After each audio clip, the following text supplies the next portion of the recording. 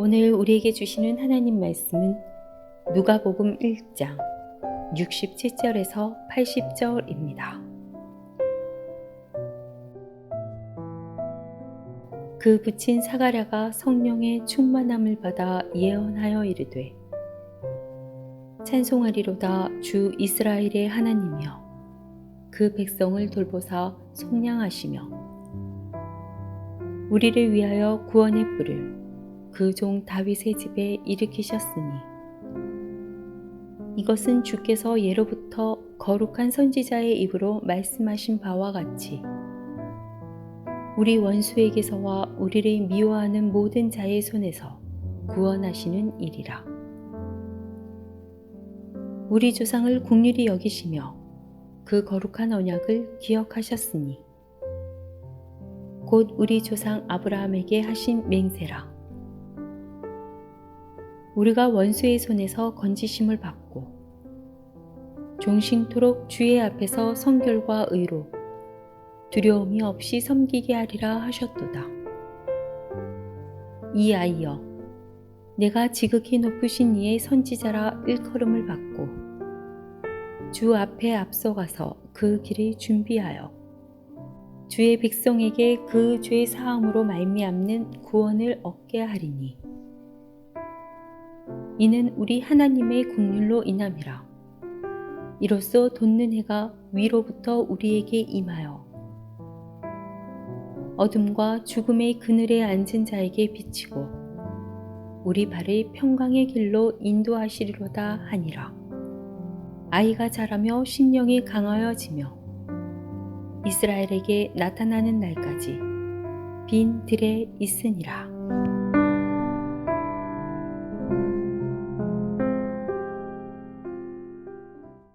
정하신 기한이 찾아 하나님의 약속대로 사가랴와 엘리사벳의 가정에서 세례 요한이 태어났습니다.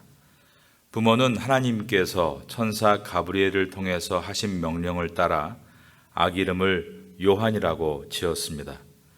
사가랴의 가정이 보여주는 가장 두드러진 특징은 모두가 성령의 충만함을 경험한 것에 있습니다. 태중에 있던 아기 요한이 성령의 충만함을 받았고 어머니 엘리사벳도 성령의 충만함을 받았습니다. 아버지 사가랴도 요한이 태어나고 나서 입이 열리고 혀가 풀려 하나님을 찬양할 때 성령 충만을 받았습니다. 오늘 본문은 사가랴가 성령의 충만함을 받아 하나님의 구원을 찬양하는 내용입니다. 사가랴는 성령으로 충만해지자 과거의 사건들을 해석했습니다. 그리고 미래에 일어날 놀라운 일들을 바라봅니다. 이처럼 성령으로 충만함을 받으면 신앙의 시야가 넓게 열리게 되는 것입니다. 과거의 일들을 해석해서 감사하게 되고 다가올 미래가 보이면서 평안과 소망을 품게 되는 것입니다. 우리는 뱀처럼 지혜로워야 합니다. 그리고 비둘기처럼 순결해야 합니다. 그런데 무엇보다 성령 충만한 사람이 되어야 합니다. 성령 충만할 때 우리는 앞을 내다볼 수 있는 지혜를 얻기 때문입니다. 해야 할 일과 하지 말아야 할 일들을 구분하게 됩니다. 만나야 할 사람과 피해야 할 사람도 알게 됩니다. 말의 실수도 줄이고 사람을 살리는 말, 소망과 격려의 말을 할 수 있게 되는 것입니다. 새해를 시작하시면서 주님 앞에 나와 말씀을 듣고 기도하는 가운데 성령의 충만함을 사모할 수 있는 여러분 될 수 있기를 예수님의 이름으로 축원합니다. 오늘 본문의 첫 절인 누가복음 1장 67절부터 보겠습니다. 그 부친 사가랴가 성령의 충만함을 받아 예언하여 이르되 찬송하리로다 주 이스라엘의 하나님이여 그 백성을 돌보사 속량하시며 우리를 위하여 구원의 뿔을 그 종 다윗의 집에 일으키셨으니 하나님이 하시는 일을 아는 사람은 거의 없었지만 하나님은 자기의 백성을 돌보고 계셨으며 정해두신 시간표에 따라 백성을 위한 구원의 역사를 진행하고 계시다라고 사가랴는 노래했습니다. 구원의 역사는 어느 날 갑자기 이루어진 일이 아니라 오래전부터 선지자를 통해 말씀하신 약속이 성취된 것이라고 한 것입니다. 70절입니다. 이것은 주께서 예로부터 거룩한 선지자의 입으로 말씀하신 바와 같이, 즉 이것은 하나님의 충동적인 결정이 아니셨다는 의미입니다. 하나님이 그만큼 사람들을 아끼고 사랑하신다는 뜻인 것입니다. 그런데 여러분, 우리가 그만한 가치가 있는 존재들입니까? 그렇지 않다는 사실을 우리는 잘 알고 있습니다. 그러기에 하나님의 크고 넓고 깊은 사랑에 감사할 수밖에 없는 것입니다. 69절을 다시 보겠습니다. 우리를 위하여 구원의 뿔을 그 종 다윗의 집에 일으키셨으니, 뿔은 능력과 왕권을 상징했습니다. 그런데 구원의 뿔은 구원의 능력이신 구세주, 즉 메시아를 상징하는 것이었습니다. 하나님이 다윗의 집에 일으키실 구원의 뿔은 예수 그리스도를 말씀합니다. 사가랴는 예언을 통해서 메시아 예수 그리스도께서 우리에게 오신 이유는 우리를 원수들로부터 건지기 위해서이다 라고 찬양했습니다. 71절입니다. 우리 원수에게서와 우리를 미워하는 모든 자의 손에서 구원하시는 일이라. 74절에서도 우리가 원수의 손에서 건지심을 받고 라고 했습니다.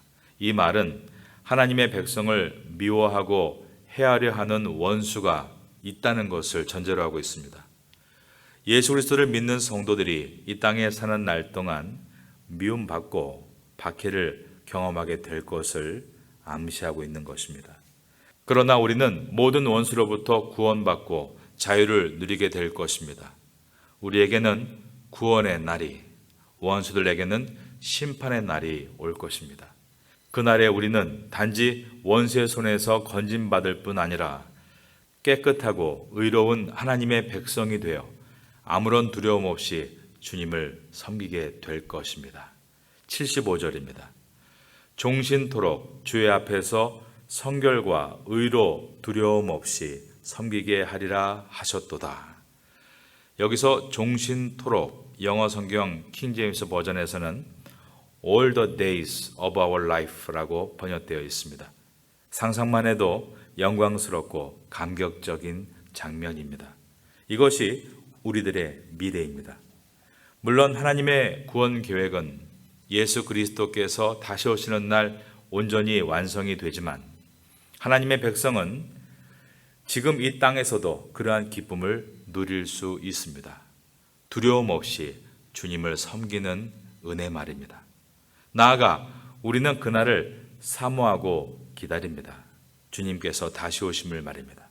그래서 성경의 마지막 장인 요한계시록의 가장 마지막 부분에서 사도 요한은 다음과 같이 외쳤습니다.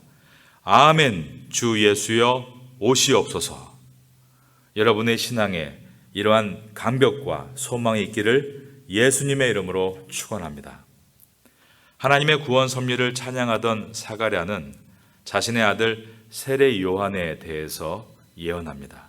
76절에서 79절까지입니다. 요한은 사가랴 부부가 아이를 낳을 수 없는 상황에서 얻은 매우 귀한 아들이었습니다. 눈물 나도록 기다렸던 아이였던 것입니다. 그럼에도 사가랴는 사적인 감정은 배제한 채 아들을 이 아이여라고 부르며 축복의 마음을 담아 하나님의 뜻을 전합니다. 76절입니다.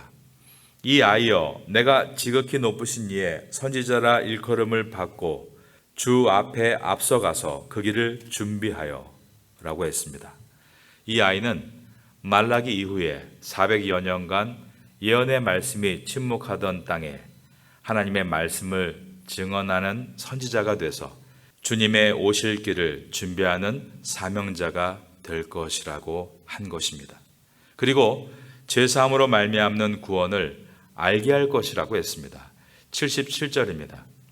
주의 백성에게 그 죄사함으로 말미암는 구원을, 그 다음 절을 따라하겠습니다.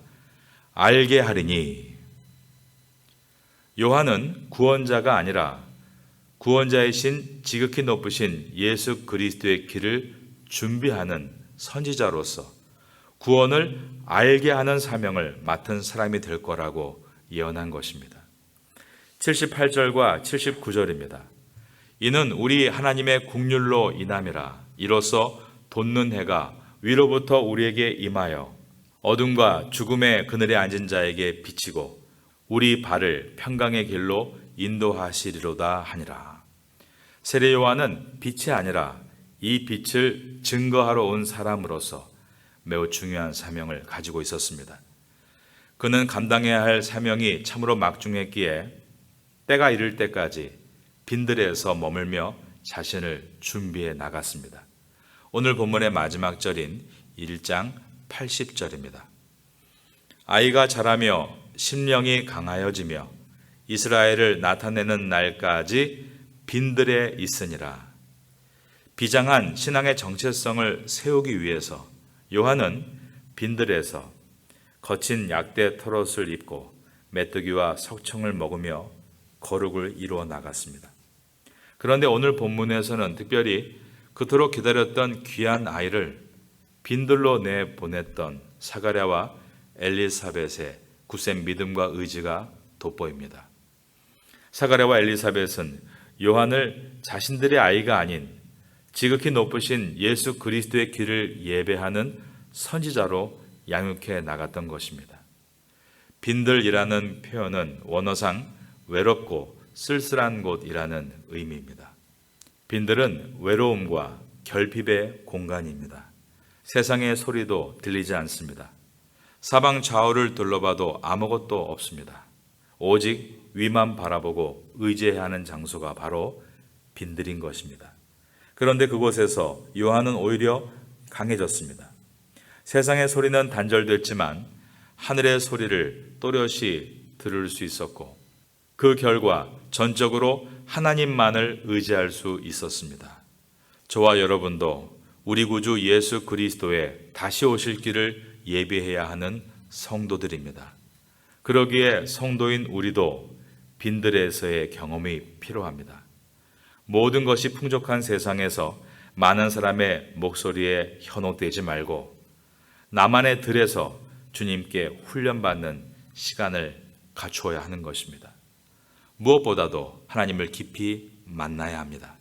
우리의 정체성과 사명이 무엇인지를 깨닫고 순종과 헌신을 결단할 때 하나님의 거룩한 뜻을 이루는 하나님의 사람이 될 수 있기 때문입니다.